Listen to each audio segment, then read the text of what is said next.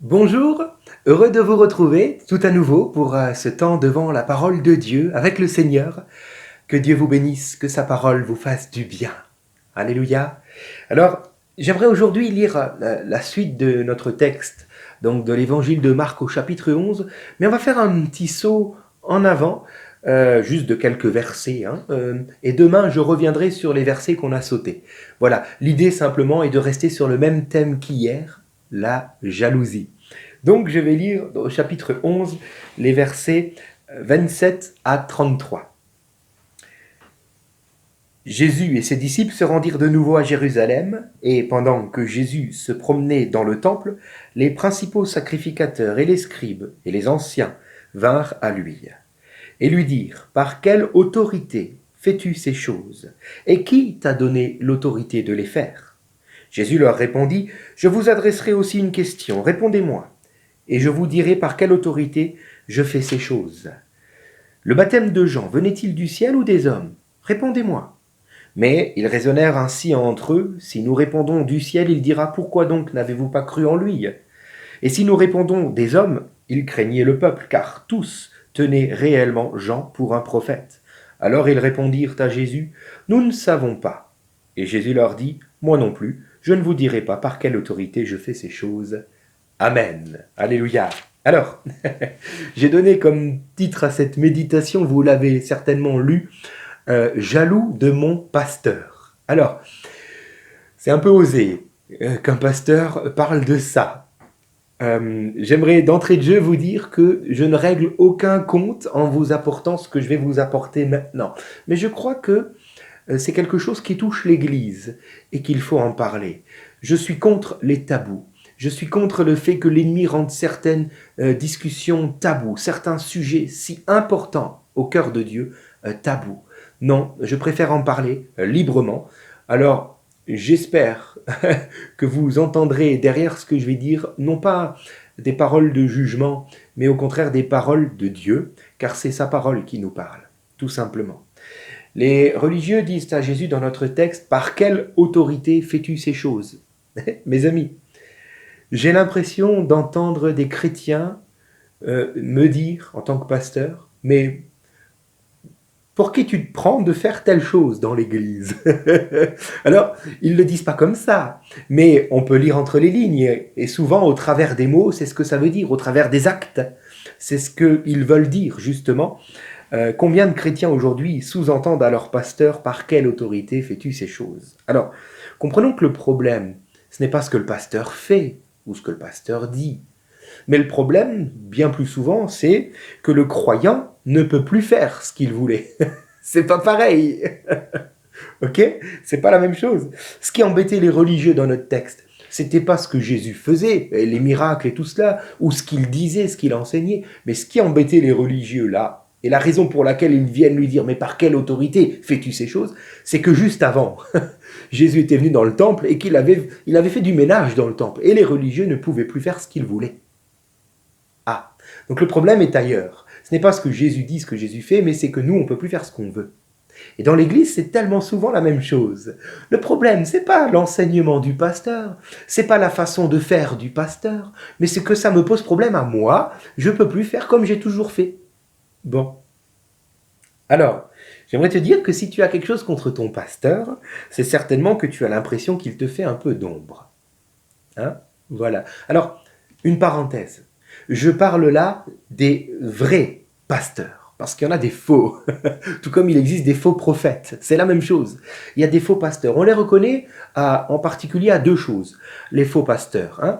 Premièrement, ils peuvent très bien être comme un mercenaire. C'est-à-dire que quand vient le problème, ils s'en vont. Il n'y a plus de pasteur. Et toi, tu es là, tu es tout seul. Et ce confinement-là vous aura peut-être montré comment est vraiment votre pasteur. Quel est vraiment son cœur pour l'Église. Parce que là, on peut voir où on en est avec le pasteur de notre Église, justement.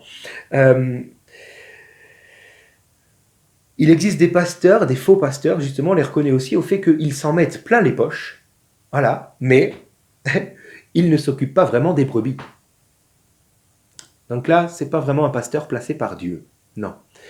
Un faux pasteur, c'est aussi un pasteur qui voudra s'immiscer dans votre vie privée, dans votre sphère privée, familiale, dans votre foyer, jusqu'à vous dire quelle voiture acheter, je ne sais pas moi, comment gérer votre argent, etc. Non, ce n'est pas à lui de vous dire ça, c'est à Dieu seul. Le pasteur, lui, est là pour unir l'Église et conduire l'Église dans la volonté de Dieu. Amen. Donc, je veux parler aujourd'hui des vrais pasteurs. Je mets des guillemets, hein, des vrais pasteurs. Ceux qui ont été appelés et placés par le Père. Amen. Eux, les vrais pasteurs, ont reçu de Dieu leur mandat.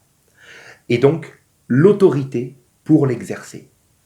Car Dieu, sur la terre, travaille avec le Saint-Esprit, mais il travaille aussi au travers des autorités déléguées, c'est-à-dire que Dieu a instauré sur la terre, les autorités déléguées. Romains 13, verset 1, c'est la parole de Dieu qui nous le dit, que toute personne soit soumise aux autorités supérieures, car il n'y a point d'autorité qui ne vienne de Dieu. Amen. Donc, automatiquement, je vais me soumettre aux policiers, sinon j'ai une amende.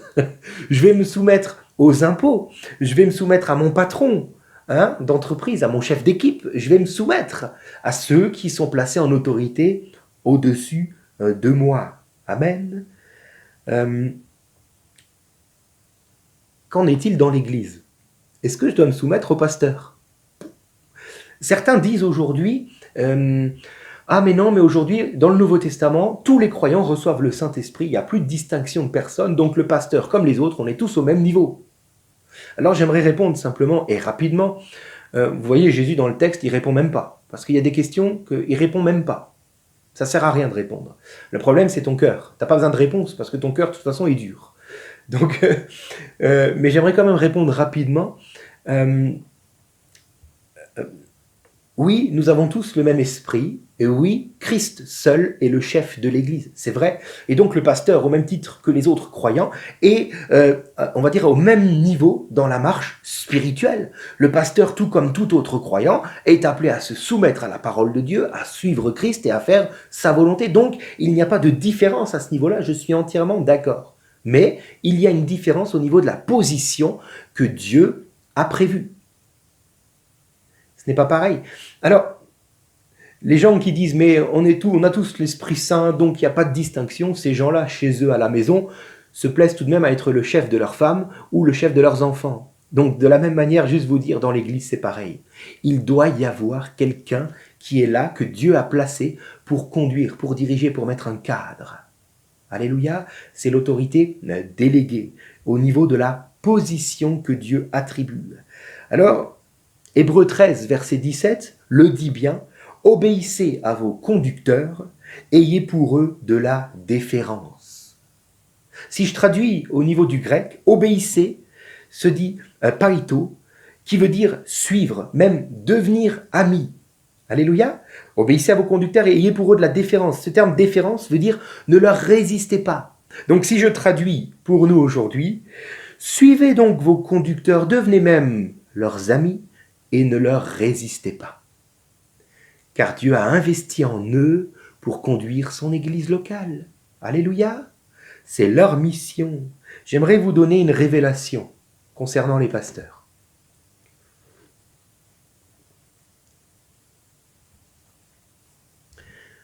Votre pasteur, votre vrai pasteur, n'a pas choisi d'être pasteur. Il a répondu à un appel, mais il n'avait pas forcément choisi. Pour ma part, moi j'aurais été bien en continuant les activités professionnelles que j'avais avant. Je gagnais mieux ma vie, excusez-moi de vous le dire. On était bien, il y avait un confort, il y avait une routine. Je rentrais le soir, j'avais mes horaires fixes, c'était tranquille. Ok ? J'ai pas choisi d'être pasteur. Je l'ai accepté. Alors, je vous rassure, j'aime ce que je fais. Je ne voudrais même pas revenir en arrière parce que c'est vrai que j'aime, mais je n'ai pas choisi de le faire. C'est Dieu qui m'a appelé. De la même manière, Moïse, dans l'Ancien Testament, Moïse qui va fuir l'Égypte et qui va se retrouver dans le désert et qui va rencontrer sa femme et la future mère de ses enfants, il va fonder sa famille dans le désert auprès de son beau-père Jéthro. Je suis convaincu que Moïse aurait préféré rester tranquillement là avec toute sa famille comme un berger. Il y avait tout qui roulait bien pour lui. Il aurait préféré ça plutôt que de revenir en Égypte. Mais il a répondu à l'appel. Alors, mes amis, vous qui peut-être jalousez votre pasteur, vos conducteurs spirituels, laissez-moi vous le rappeler. Ils ont répondu à un appel, ils n'ont pas choisi d'être là où ils sont maintenant, dans cette position. D'accord? C'est justement lorsqu'on choisit que là, il y a des problèmes ensuite. Alors, restez avec moi, on arrive au bout. 2 Thessaloniciens, chapitre 3, j'aimerais vous le lire, versets 7 à 8, juste ces 2 versets. Vous savez vous-même, dira Paul, comment il faut nous imiter. Car nous n'avons pas vécu parmi vous dans le désordre.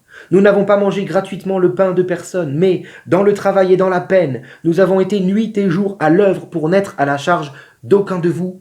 Amen. Ça suffit. Vous pouvez lire la suite si vous voulez chez vous, si vous avez un petit peu de temps. Mais simplement, comprenez quelque chose de très important. C'est que le pasteur doit être un exemple pour l'Église. Ça ne doit pas être un policier. C'est pas une autorité qui doit s'exercer comme un policier qui doit donner des amendes. Vous comprenez? C'est plutôt une autorité qui doit refléter Christ, être un exemple à suivre. Alors, s'il vous plaît, ne jugez pas son leadership, mais regardez plutôt l'exemple de vie qu'il est. Et suivez-le, là on revient à Hébreux 13, 17, suivez-le, suivez vos conducteurs, car ils doivent être cet exemple pour vous. Devenez leurs amis, marchez au rythme de leurs pas et ne leur résistez pas. De la même manière qu'ils ont accepté de répondre à l'appel, répondez à l'appel que Dieu a pour vous aussi. Peut-être il vous faudra vous dépouiller comme eux se sont un jour dépouillés pour répondre à l'appel de Dieu. Vous défaire d'un peu de confort, être assidu aux réunions et non seulement présent physiquement mais aussi spirituellement. On va prier à chaque réunion comme le pasteur nous donne l'exemple. On va chanter de tout notre cœur, on va assister nos frères et sœurs, on va prendre des nouvelles. Que notre conducteur, que notre pasteur soit un exemple et un modèle à suivre. Alléluia! Car oui, les pasteurs sont des ministères dons, des cadeaux. Dieu les donne à l'Église afin que l'Église puisse en tirer un exemple à suivre. Amen. Donc, ne soyez plus jaloux, mais suivez leurs pas, car eux suivent les pas de Christ. Amen. Seigneur, je prie pour que dans l'Église, dans ton Église, Seigneur, il n'y ait pas de jalousie en particulier vis-à-vis de ceux qui sont placés en autorité, Seigneur. Nous sommes tous appelés à nous soumettre les uns les autres, c'est vrai, dans la vie spirituelle, nous sommes tous au même niveau, soumis à la tête qu'est Jésus-Christ. Mais, Seigneur, tu nous appelles aussi à regarder à l'exemple que tu nous donnes au travers de ce ministère don du pasteur. Et nous voulons donc ne pas juger sa façon de faire, mais nous voulons plutôt regarder qui il est et marcher à sa suite, car il marche, lui, à ta suite. Seigneur, nous te demandons pardon si peut-être nous avons regardé à ce qu'il fait plutôt à qui il est. Donne-nous ton regard maintenant, et que ton Église soit ainsi unie, au nom de Jésus. Amen. Que Dieu vous bénisse, mes amis, et à demain.